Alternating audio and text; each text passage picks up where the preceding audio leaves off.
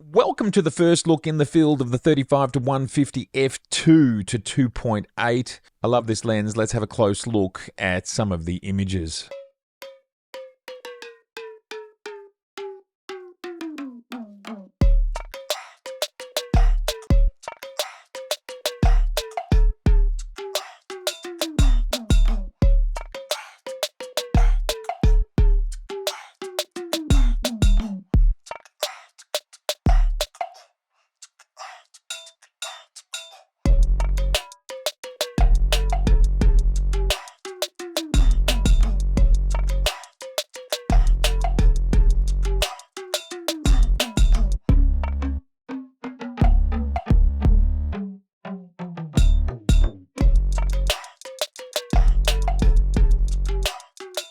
Alright, well let's jump in and look at the Tamron 35 150 f2 to 2.8 Di3 VXD. There it is right there. And in these images, we are sitting on the Z9. Two sessions. We're going to look at two different sessions. One is twilight and night. Another is a brief, middle of the day look at the water side. We're going to fly through these images, just have a little look at what I've done and talk about this really interesting lens in detail. We're shooting on high efficiency star. Now, these images, I'll just jump forward for a second. Basically, what was happening, the sun was setting and I knew that I had to move as quickly as possible. I shot this photograph too quickly and I'm not sure how the ISO got to 32. 64 would be fine. 1/5 would have meant 1/10. What I think I've found with this lens is anything below 1/6 seems to be tough. 1/8, 1/10 onwards, we get sharp shots. This is still a great atmospheric shot. When we go into 100%, it is a little bit soft. Now, if I had taken my time and shot this again, I might have got it. This is not the lens, this is camera shake. You can literally see the movement. Let's jump over to the adjustments, and all I've done here, the only thing, is turn up the shadows. So remember, we know with the Nikon cameras that we've got plenty of detail in the shadows, shoot for the highlights. In this case, I wanted to preserve the setting sunlight. That's what I've done. Great. And then we bring up these shadows as much as we want and they hang together just fine. You can sit anywhere you want in there. Looks absolutely great. That's it. Look at that fantastic color rendition. We can see it here in the lights, in the towers.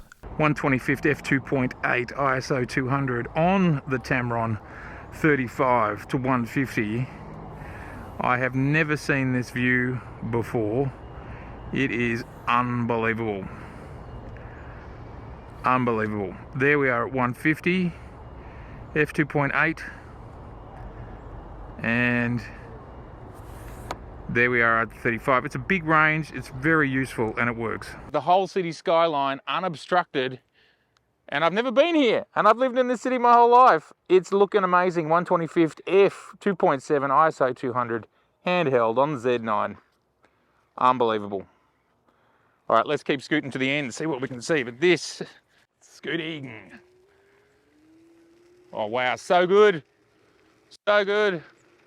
In order to mitigate that slow shutter speed, and we were really racing to capture this light, so it was just on the scooter, jumping on, jumping off, and very quickly getting all of these shots. So this is at ISO 640, 1/40th of a second, 2.8 at 150 mil. And if we jump into 100%, we really get a sense of what this lens is doing. These buildings are something like 2 or 3 kilometers away, maybe a little bit further for some of them, a little bit closer for some of them. This building here is much, much closer than this building in the back here. So just keep that in mind, that if things are looking soft behind there, that's because they're a kilometer further back. And I still think that can make a difference. It is subtle, but I think we can see it. 1/40th of a second, everything's sharp. There's a great amount of detail, and I just think this looks really, really good. And the message that we're going to get over and over again with this lens, and I just want to say there's been no noise reduction done to this file. What you're going to hear from me over and over again is just the power and the flexibility you have. Some people have said, 35mm is not wide enough, but if you can, a lot of the time you can use your feet to solve those sort of problems. So 35mm can be 28mm, just maybe you have to step back 1 meter if you can. Of course, it's not going to work in every single situation. This is a great rendition, handheld. This is not the sun. This is just the glowing sky after the sunset, reflecting in the buildings. And the reason we know that is because we can see the illumination of the buildings. It's actually quite dark at this point in time. This is what the same view is looking like at 35mm, 91mm, and a view to the north from where we were. At 150, 125 f2.8 ISO 200, we're going to go to ISO 640. Why not? It's so well stabilised. It's unbelievable. 150th. Just gorgeous. So scooting and shooting, which is what we love to do, this 35 to 150 is proving to be epic. And it's so bright, which is just, I still can't really fathom how bright this lens is, as in the f2.0 to f2.8, and that's it. It's a really generous lens. And as usual, I'm not really worried about the weight. I'm worried about the shot. You've got to get the shot. Again, absolutely minor corrections done here. We've brought up the shadows and we've brought up the exposure. It's absolutely fully dark. The sun is fully set at this point in time. And as we can see here in this image, there is no saturation. We've just brought up the shadows again, and they can sit wherever suits your personal taste. A slight lift in exposure. This is at 1/10 of a second handheld f2. We can see here that the navigation beacon looks great. The sun has set. There is very, very little light here. The fishermen fishing down the end of this sort of peninsula that we had gone down. There is the awesome metropolis sitting behind. Just look at the level of detail. Remember, it is complete darkness at this point in time. We can make out the fishing rod, and that's actually the fish that he just caught on the ground. That is a lot of detailed handheld. I don't think you'd really need a great deal more than that. Now, I've done a little adjustment mask here in the back because I wanted to bring the city up a little bit. That might be something you do or don't want to do. We can see that mask hasn't been filled in correctly, that we can actually turn the mask on. Let's get that right whilst we're here. Why not? It's interesting how Capture One works.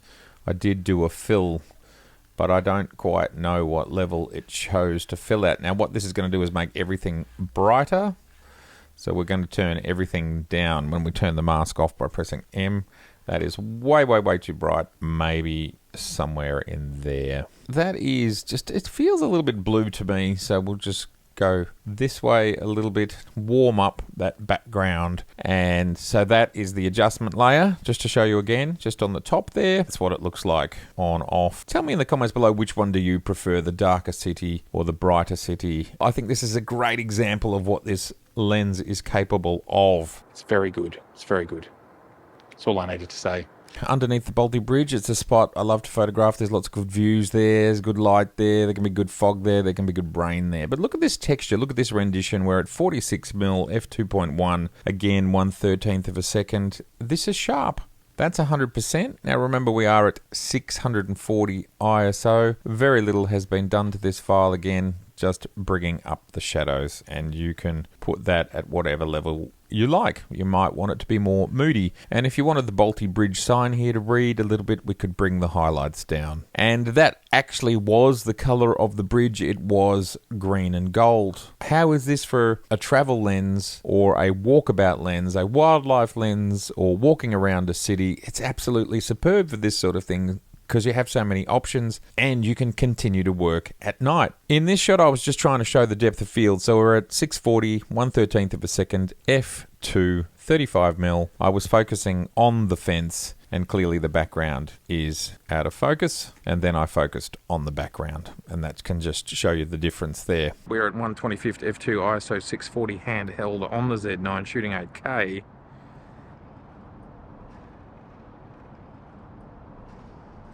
This is the Balti Bridge, which is a lot of concrete. A lot of concrete. Lots of cars going overhead right now. You can smell the diesel from here. What we're going to do is zoom. And there's what 150 looks like suddenly. I think, you know, some people said the range is not there. It depends what you shoot. And some people talk about the idea of, oh, I need 28, I need 24. I don't know, my brain doesn't think that way. My brain I just turn up with whatever lens I've got, and then I go from there, and I make it work. I find the frame based on the gear. Another image of the Balti Bridge with not a great deal done to it. The shadows, again, exposure, contrast. We could bring that contrast down. I don't think it needs to be that high. And you can actually do reverse contrast. The verticals, it's looking pretty straight, this lens. Pretty straight in camera. That's really awesome for a lens with this sort of range. And we're at 1/25th of a second at ISO 640 f2 37mm with this particular image.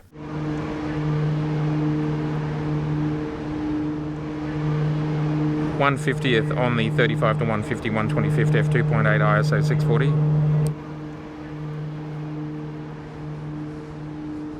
Using this lens as a cityscape, a street photography lens, a travel lens, just a general all-rounder lens. We're now at something like 10 o'clock at night. No problem shooting this lens and getting great outcomes. In this particular case, I was trying really hard to get those slower shutter speeds to work. This is 1/5 of a second, f2 35mm. I think if we go into 100%, we will see that that's all holding together really well. Focus here was on the buildings in the background. If we have a look at flaring, chromatic aberration, purple fringing, we can see it's doing a great job. It's not doing an absolutely perfect job, but I would say this is similar to what I would see with the 1.8 S-class lenses, maybe somewhere around there, a little bit better, a little bit worse, somewhere in that vicinity. That's a great result. Remember how much of an all-rounder lens this is. We're at the 35mm end of it, and we're at f2, and that is a pretty massive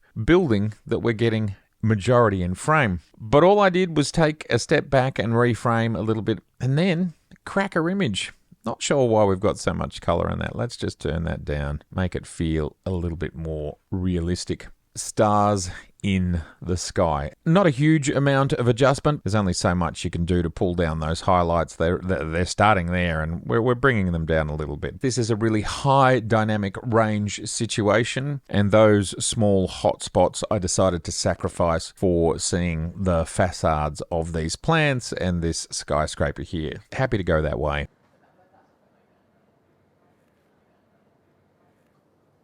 Streetscapes, it's working. 640 ISO, 1/40th f2 35mm, looks absolutely great. And that gives you an idea of what this lens looks like at 100%. And that's plenty sharp. Into the laneways and getting ourselves some color. We are getting late at this point. It's 11:05 p.m. ISO 640, 1/15th of a second, f2.7 at 103 mils. Looking great. Now, is this looking as good as the 85mm 1.2? Well, no, it's not, but then I can shoot the 85mm 1.2 at 64 ISO, so that's going to make it seem a little bit sharper because obviously we've got a little bit more grain here due to the fact that it's at 640 ISO. But again, if you're traveling and you want to go through all of these focal lengths and you want to have it all in one lens, a lens that doesn't go beyond 2.8 and it's just one package, I'm not sure there's anything that can beat this lens as a single package on its own. Getting a bit of action here, and it's freezing it great. Handheld, 1/15th of a second. I think there's a little bit of camera shake in there. In this one, how sharp all of this stuff is looking here. So that is a difference between those two files. So 1/15th of a second, 1/10th, 1/8th. You know, it just kind of depends. We are at 150 mil, so we're at full stretch here. If you squeeze off a couple of shots, if you bracket, this is looking great. That is a lot of information at 150 mil, at 100%, handheld, in the middle of the night. And I just wanted to turn that saturation all the way down so you can see the color that this lens is capturing. Have a look at what that white slider's doing there. It's giving you more color in the highlight areas, which sometimes I quite like to see color instead of just white. That's a choice. Otherwise, there's very little being done to this file. It is rich, it's textural, and as we saw, we can go all the way in here and go to 100% and still see that it's sharp. Being an amazing night shooter all-rounder lens. And here we are doing it for real. In a city, it's heading towards midnight, and this thing is great because it's f2 to f2.8. It's great. All right, we'll keep moving.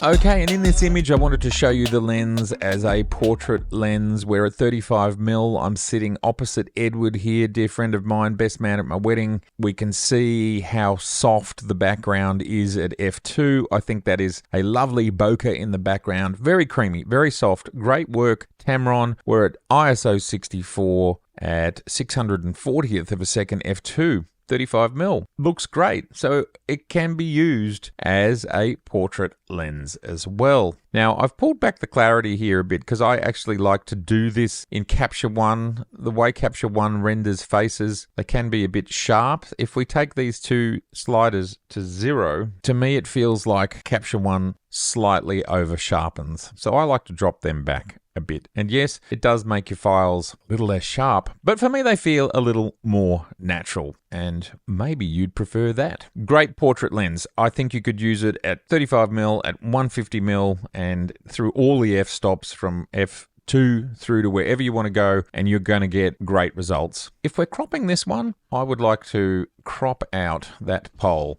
I think it's very distracting. That is much better. Down on the water during the day, the sun came out just towards the end of these few photos, but I just wanted to show you the lens working during the day, 64 ISO. There is some sunshine, some highlights on the water. There is no purple fringing there, which is great, fantastic to see. That is the critical focus area there, right there. We're at 100%, nothing to complain about. Maybe something I've observed with this lens is it as contrasty?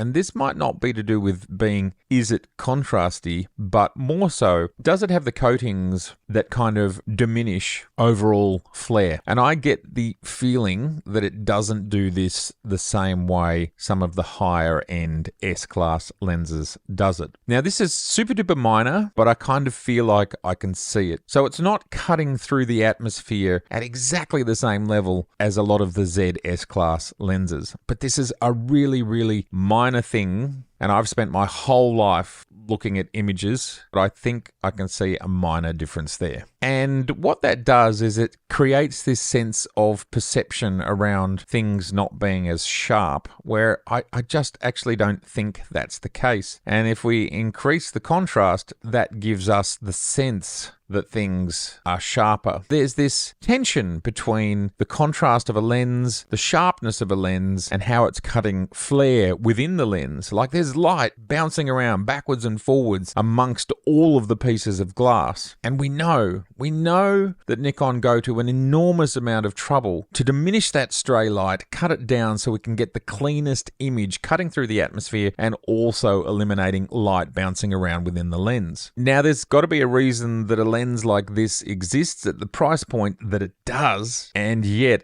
say an 85mm 1.2, which just does one thing, 85mm, is even more expensive. So when you take all of that into account, and the fact that this is such a ridiculous all-rounder, and here we are at 100% and everything looks sharp, it looks great. And I've increased the contrast a little bit, and you can bring up the clarity as well, as much as you want. But it's an extraordinary lens for everything that it does. 35mm. It gets the job done. Plenty of detail here at 50%, plenty of detail here at 100%. Focus in this image, we're at 100%. This is in the corner of the image and the focus was on the rope, and we can see it looks great, full of color, full of detail, plenty of contrast. Not as much light bouncing around in there. Minimal changes done to this, as we can see, adjustments, that's all pretty natural. And look how good that is. We happen to be at 38mm at f2, 1/250th, ISO 64. It's a lot of lens. Great textures, great rendering of color. Again, find the critical focus point, which I think was around here somewhere.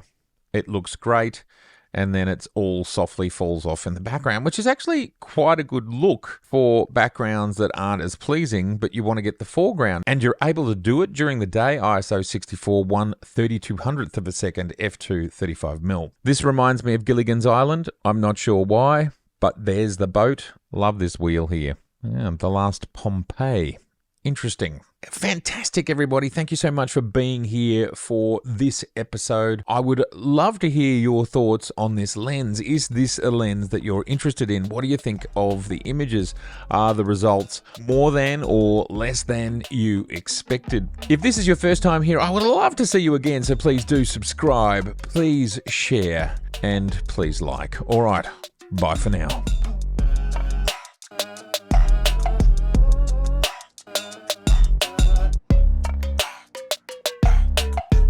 150 on the 35 to 150 Tamron 120/50 f2.8 ISO 640 handheld. Shooting 8K H.265 10-bit on the Z9. And that is what 35mm looks like. And that is a little bit science fiction out there with the blue lights. Looks pretty cool. And we would be pretty much looking at St Kilda or Elwood. Let's see if I can make it out. Nothing popping out. 50mm. And just look how stabilised this lens is here.